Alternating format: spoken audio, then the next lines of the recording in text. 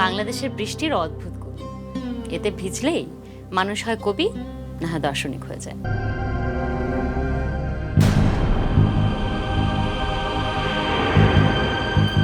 Good morning. 9 minute late. তুমি যখন আমার বিয়ের কথা বলো তখন ভাবির মুখটা একবারও দেখেছিলে?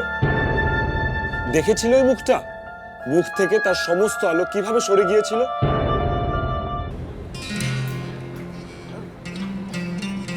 বসেন না প্লিজ।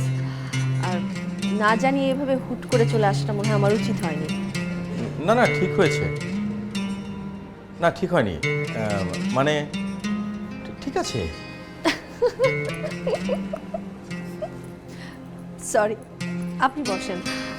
আমার শুধু একটা জিনিস দেওয়ার আছে আপনাকে।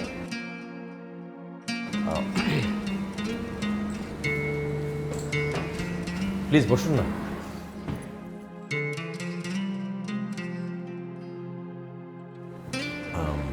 চা না কফি?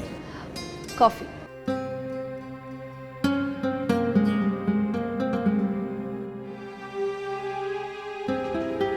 দুইটা কফি।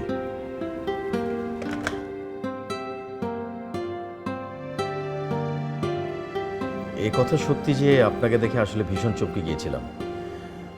আমি ভেবেছিলাম যে ইহ জন্মে আপনার সঙ্গে আর দেখা হবে না। হবে না নাকি করবেন না? দ্বিতীয়টি।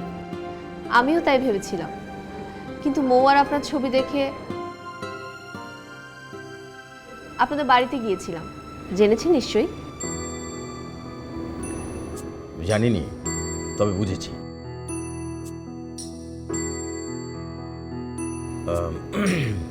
কেমন লাগলো আমাদের? মনে হলো সবুজ ভালোবাসা দিয়ে কেউ একজন পরিবারটাকে আগলে রেখেছে। গত রাতে আপনিও বৃষ্টিতে ভিজেছেন নাকি? ভিজেছি তো। তাহলে ঠিক আছে। স্বামী বলে বৃষ্টিতে ভিজলে নাকি মানুষ কবি হয়ে যায়।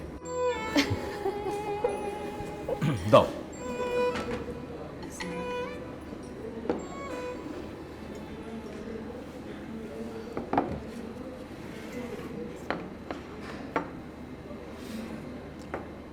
Thank you.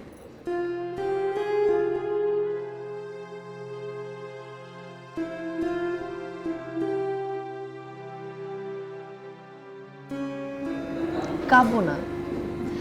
স্বামী আপা সত্যি কি যত্ন করে পরিবারটাকে আগলে রেখেছে, মৌকে আগলে রেখেছে।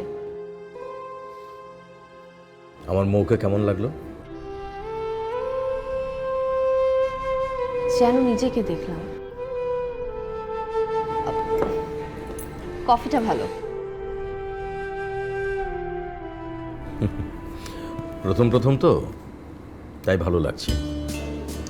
অফিসের কফি হচ্ছে প্রেমের মতো, প্রথম প্রথম ভালো লাগা।